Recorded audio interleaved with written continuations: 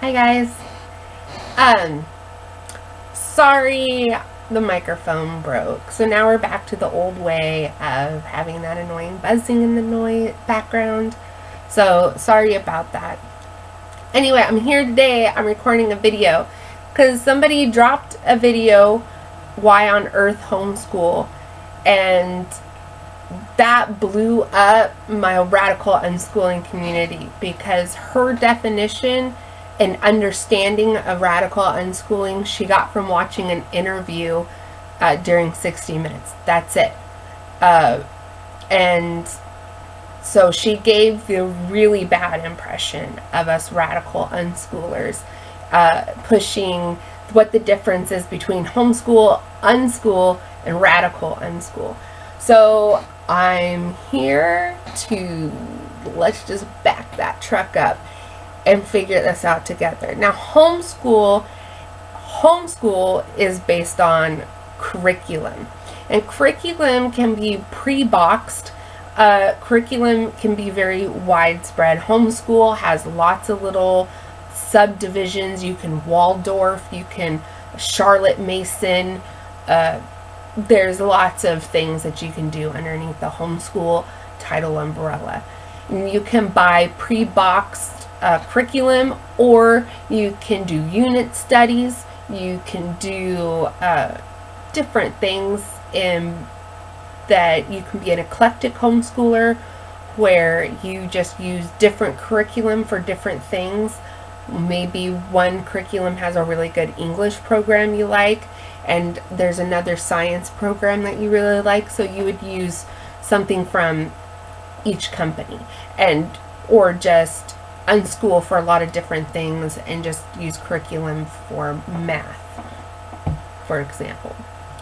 Unschooling is not using curriculum.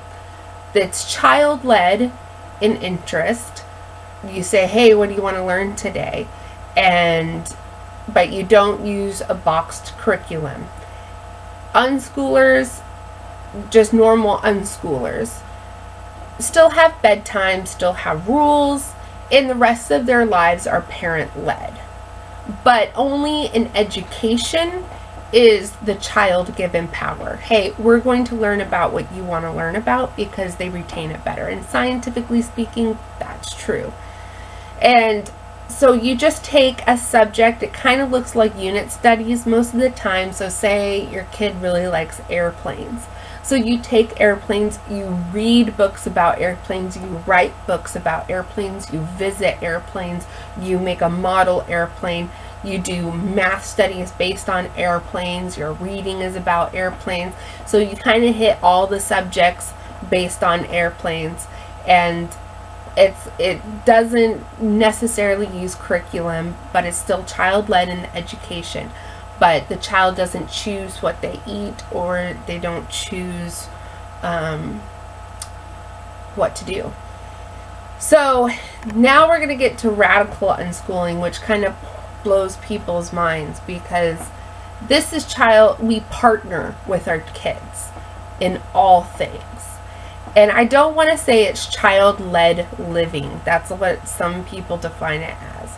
But she was like, oh, that children are wise, and that they know what they're doing, and we do trust our children to make choices that are right for them after we sit down and give them information, and that they make informed decisions.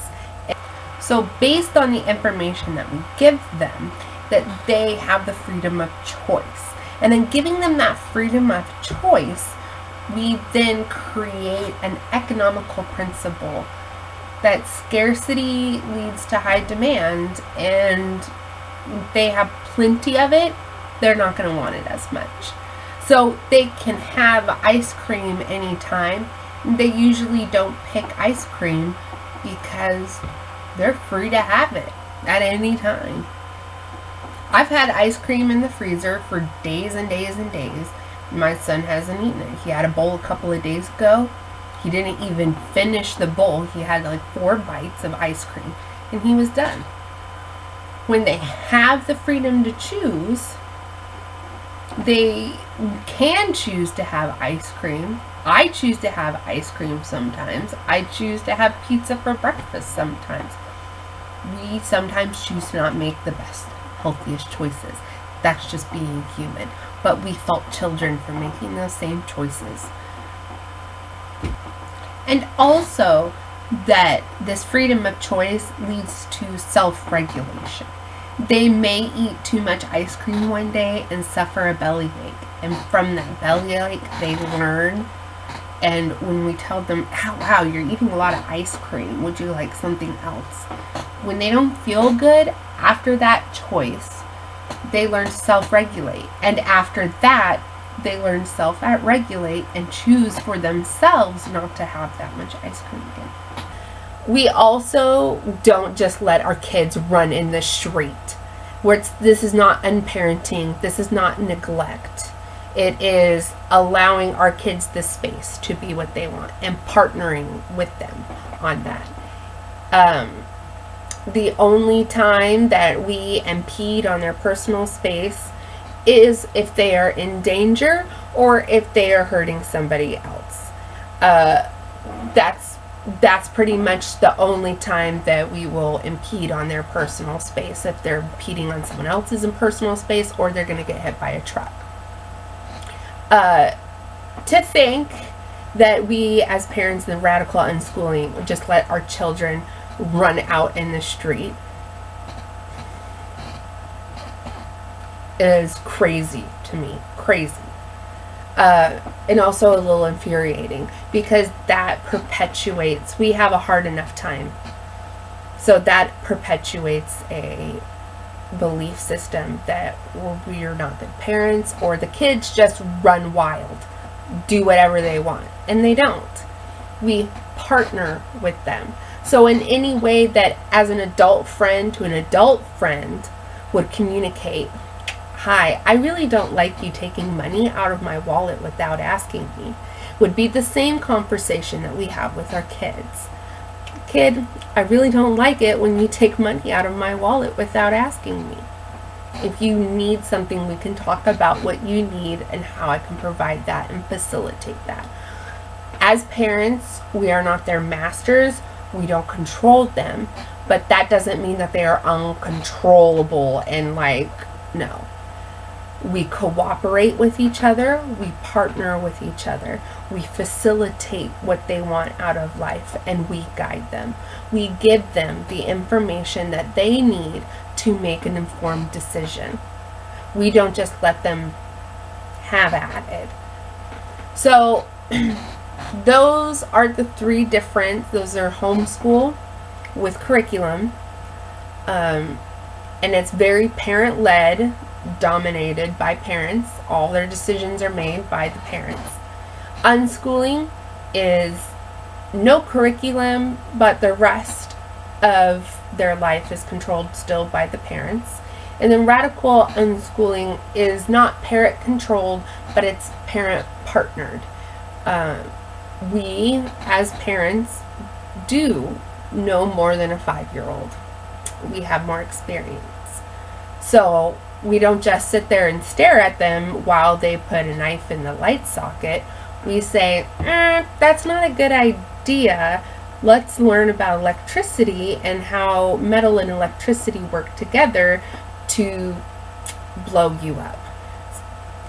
So we don't just stand there, we do educate them, and it's a very active role, very active, constantly communicating, constantly in touch with your kids, constantly teaching them about the world so that they can make their informed decisions. But once they have made those decisions or they have learned that skill, we don't have to touch on it. My kid has excellent road safety skills because we have talked about it, and I have taught him what he needs to know about cars in the road and what needs to happen.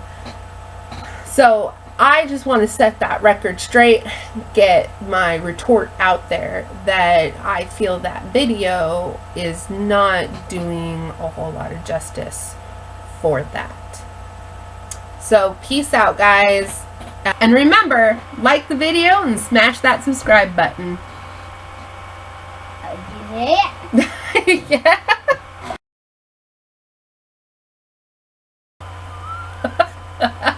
Why?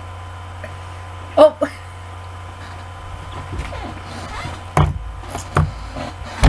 Next. Oh.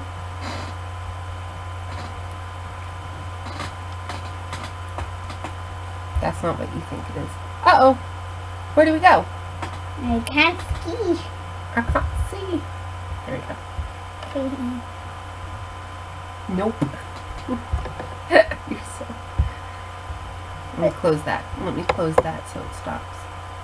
Close. Got it. I see that in your eyeballs. What? Bam. Bam. Bam. Bam. Bam.